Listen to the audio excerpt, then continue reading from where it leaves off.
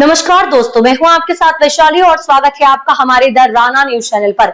जहां हम आपके लिए लाते हैं देश दुनिया की सबसे बड़ी, सबसे ताजा और सबसे भरोसेमंद खबरें। चाहे राजनीति हो, अपराध हो, खेल हो या मनोरंजन, हर खबर तक पहुंचने के लिए जुड़े रहिए हमारे साथ। तो बिना देर किए चलिए शुरू करते हैं खबरों की ओर। भीषण गर्मी में जब पंखे रुक जाए, एसी बंद हो जाए और पूरा शहर अंधेरे में डूबने लगे, तब सवाल उठता है, क्या यूपी में बिजली सच में है या सिर्फ कागजों पर। उत्तर प्रदेश आज एक ऐसे बिजली संकट से गुजर रहा है जो सिर्फ गर्मी का असर नहीं बल्कि सिस्टम की गहरी खामियों का आईना बन चुका है। एक तरफ राज्य में बिजली उत्पादन के रिकॉर्ड दावे किए जा रहे हैं, दूसरी तरफ आम जनता भीषण गर्मी में लगातार कटौती झेल रही है। गाँव हो या शहर, राजधानी लखनऊ तक में अघोषित बिजली कटौती ने लोगों की जिंदगी मुश्किल कर दी। सवाल ये कि आखिर जब उत्पादन बढ़ा तो फिर बिजली गायब क्यों हो रही है।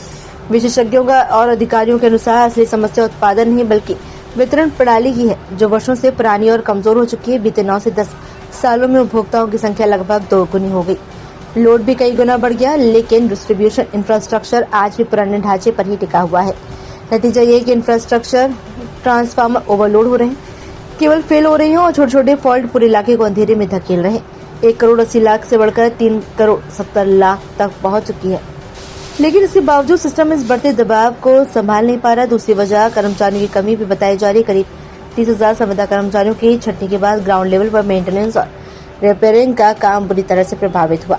ट्रांसफार्मर की मरम्मत से लेकर लाइन फॉल्ट तक हर जगह देरी हो रही है। बिजली का संकट असली कारण तकनीकी नहीं बल्कि प्रशासनिक लापरवाही भी है।